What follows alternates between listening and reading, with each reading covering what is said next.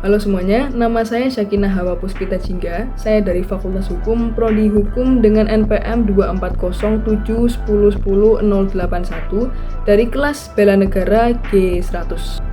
Pasal 240 dan 241 KUHP baru kembali mengatur penghinaan terhadap pemerintah. Nah, pertanyaannya, apakah ketentuan ini benar-benar melindungi identitas nasional atau justru berpotensi untuk membatasi kebebasan berpendapat dalam negara demokrasi? Nah, identitas nasional itu merupakan jati diri bangsa yang mencakup bahasa, persatuan dari simbol-simbol negara, Pancasila sebagai dasar negara, serta nilai-nilai sejarah yang berfungsi untuk mempersatukan masyarakat yang majemuk di Indonesia.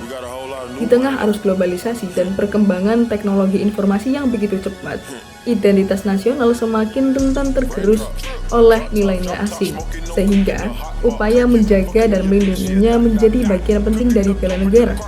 Hal ini sudah diamanatkan dalam pasal 27 ayat 3 Undang-Undang 1945. Dan konteks ini, bela negara itu tidak semata-mata diwujudkan melalui kesiapan fisik atau militer, tetapi juga melalui peran hukum sebagai instrumen pengatur kehidupan berbangsa dan juga bernegara.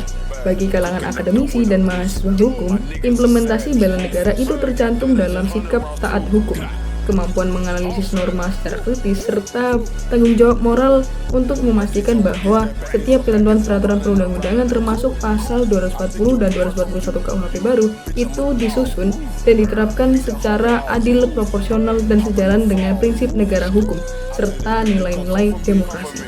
Nah, pasal-pasal tersebut itu secara normatif bertujuan buat melindungi kehormatan pemerintah dan lembaga negara sebagai bagian dari simbol nasional. Namun dalam praktiknya berpotensi juga menimbulkan multitafsir dan penyalahgunaan apabila tidak dibatasi secara jelas.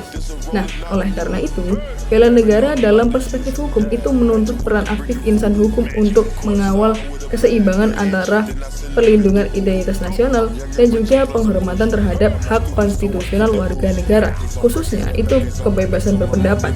Nah, agar hukum pidana benar-benar berfungsi sebagai sarana menjaga wibawa negara tanpa mengorbankan nilai-nilai demokrasi. Sekian dari saya. Wassalamualaikum warahmatullahi wabarakatuh.